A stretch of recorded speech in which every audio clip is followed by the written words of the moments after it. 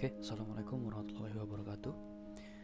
Eh, jadi di video ini sebenarnya hanya mengulang materi yang dijelaskan di pertemuan kelima kemarin. Karena materi kali ini yaitu tentang hukum-hukum logika predikat ataupun pembuktian validitas argumen berkuantor itu cukup berat ya. Jadi kami buatkan videonya agar bisa ditonton ulang sehingga lebih paham. Nah, dalam video ini juga nanti akan ada tugas untuk melihat bagaimana pemahaman kalian mengenai materi ini. Jadi silakan disimak sampai akhir. Oke, sebenarnya kurang lebih isi dari materinya kurang lebih sama, hanya ada saja contoh soal aja yang berbeda. Oke, jadi pertama kita masuk dulu ke negasi kuantor. Jadi negasi dari kuantor itu sebenarnya hanya kebalikan. Jadi ketika ada, yang mana kita kan tahu ada kuantor itu ada dua, yaitu universal dan juga eksistensial. Nah,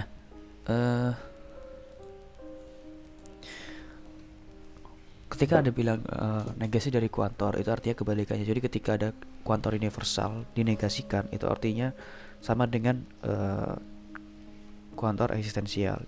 Begitupun sebaliknya, jika eksistensial diberikan negasi, artinya dia kebalikannya, yaitu menjadi kuantor universal. Nah, ini digunakan untuk beberapa contoh soal seperti berikut.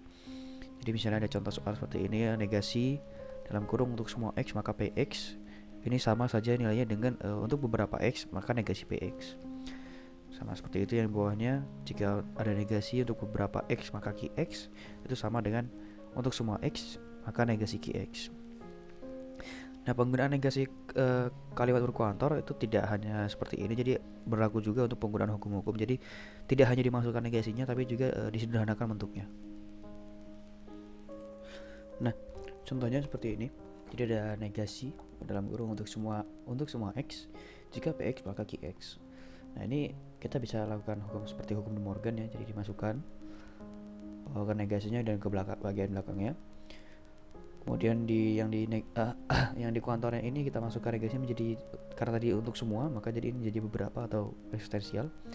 Nah, yang di sini karena jika px maka qx ini implikasi, dan mana implikasi itu tidak bisa digunakan De Morgan, maka kita rubah dulu dia menjadi bentuk konjungsi ataupun disjungsi dengan cara menggunakan hukum switch hero. Jadi seperti ini. Jadi ketika di switch hero jadi menjadi negasi px atau qx. Nah, kemudian setelah ini kuantornya sudah aman, kita tinggal melakukan De Morgan di bagian belakang. Jadi menjadi untuk beberapa x jika px dan negasi qx. Nah, seperti itu kurang lebih. Nah, ini ada tugas ya. Yang pertama, ini ada 2 soal mengenai negasi berkuantor. Silahkan kalian kerjakan. Untuk cara pengerjaannya akan ada di akhir video. Oke, kita lanjut. Nah, kemudian ada beberapa ketentuan pembuktian validitas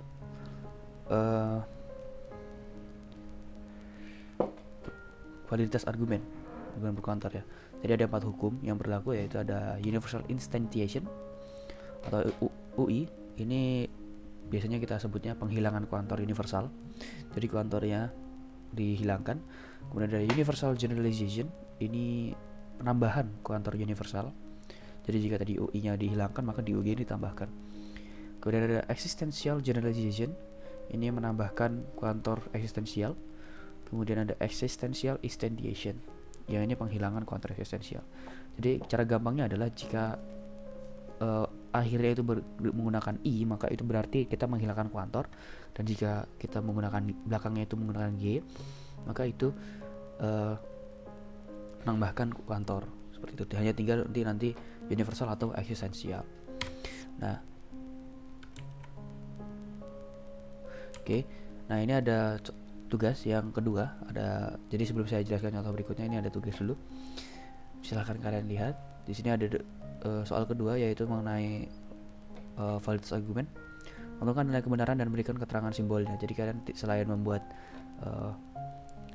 prosesnya, kalian juga tuliskan hasil akhirnya, yaitu valid atau invalid.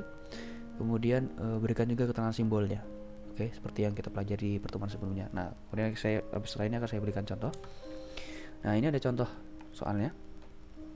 Tidak ada calon ketua Himakom dari mahasiswa baru. Beberapa mahasiswa baru memenuhi syarat menjadi ketua Himakom. Berarti beberapa mahasiswa yang memenuhi syarat tidak dijadikan calon ketua Himakom.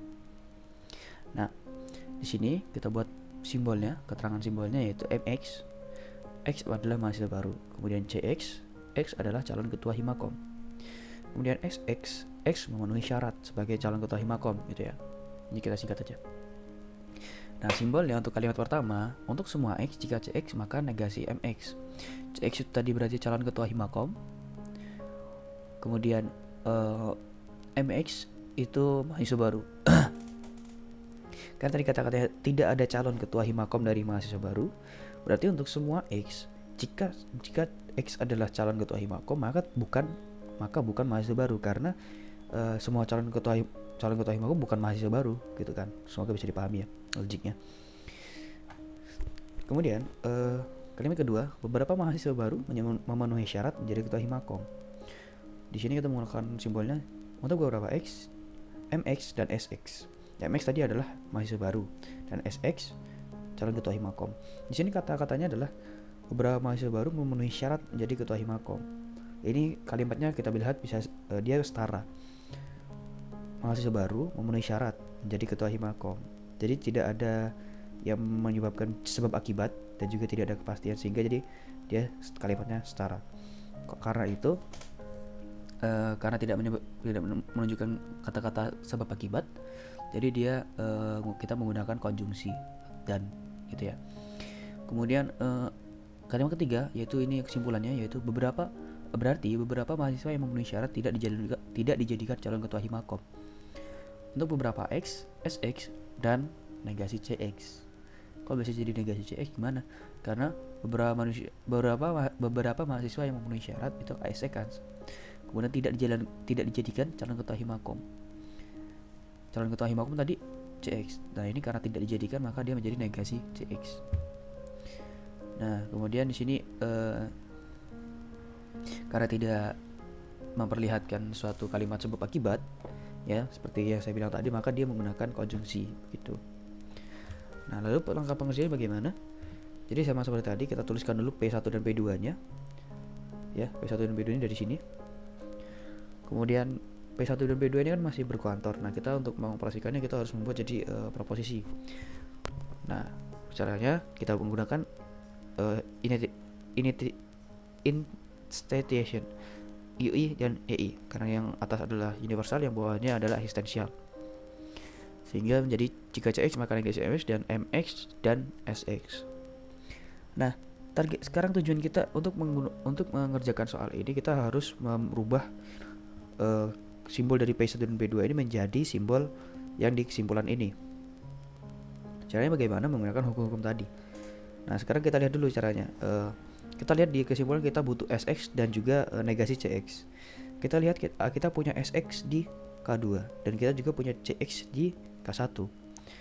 Nah, sekarang kita tarik dulu SX-nya. Kita ambil dulu SX-nya. SX-nya dari K2. Dan di sini dia menggunakan konjungsi. Artinya kita bisa tarik menggunakan simplifikasi. Yang mana kalian harusnya sudah tahu ya, simplifikasi jika ada P dan Q itu sama saja dengan adanya P ya, ataupun ini juga bisa ditarik Q, ini bebas ya, kita bisa pilih salah satunya. Nah, di sini kita tarik SX. Kemudian kita sudah punya SX, kita perlu negasi CX. Sekarang kita punya CX di K1, tapi di K1 dia ada di ruas kiri dan dia bukan negasi. Nah, kalau misalnya silakan kalian buka tabel hukum-hukum kebenaran, hukum-hukum logika proposisi. Itu ada satu hukum yang bernama kontrapositif. Ini kontrapositif ya, bukan kontraposisi. Nah, itu dengan bunyi,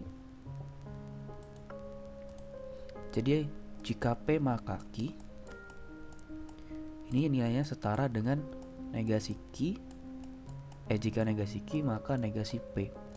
Kita bisa tukar ruasnya. Nah, karena kita butuh negasi CX, maka kita tukar ruasnya menggunakan hukum kontrapositif.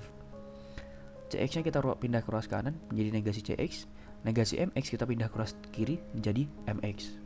Kenapa bisa? Karena tadi saya bilang negasi key, jika maka negasi p. Nah, karena di sini mx nya sudah negasi, bertemu dengan negasi, maka dia hasilnya mx saja. Nah, sekarang kita sudah punya negasi cx. Nah, sekarang kita gimana caranya? Harus narik negasi cx nya keluar. Kita lihat di sini ada mx, ada negasi cx, dan di K2 juga ada mx. Berarti kita bisa menggunakan salah satu dari hukum ponen, modus ponen. Yang mana modus ponen itu bunyinya jika p maka q di sini dan p, maka hasilnya adalah p itu sendiri. Nah, dari hal ini kita bisa tarik, kita perlu mx untuk mengeluarkan maaf, salah. Bunyinya harusnya di sini harusnya q ya, sorry.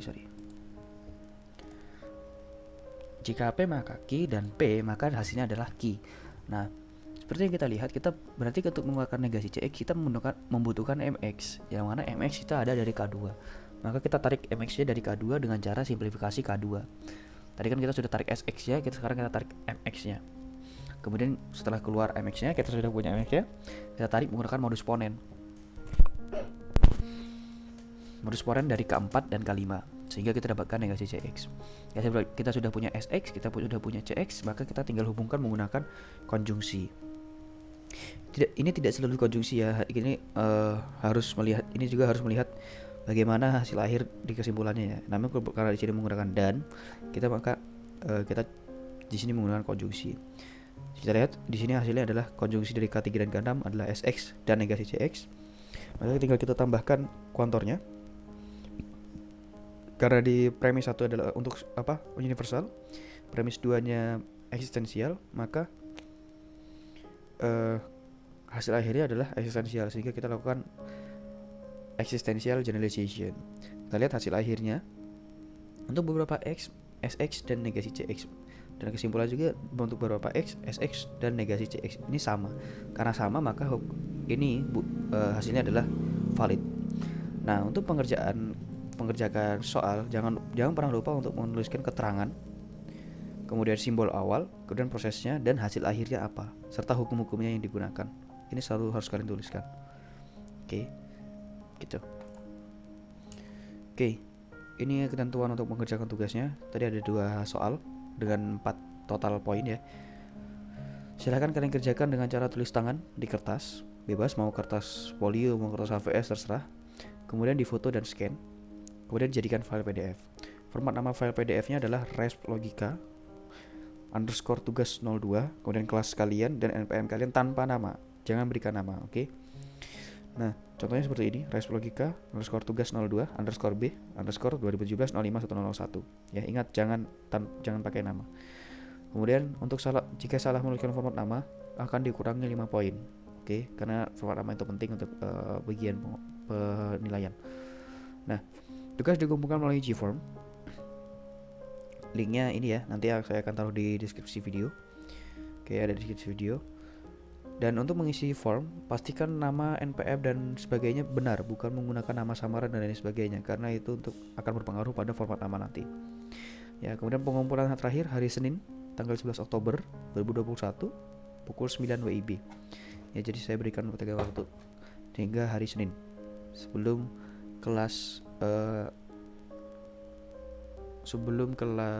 D dimulai, gitu ya. Oke, semoga dapat dipahami. Demikian untuk video ini, semoga dapat dipahami. Saya akhiri, wassalamualaikum warahmatullahi wabarakatuh.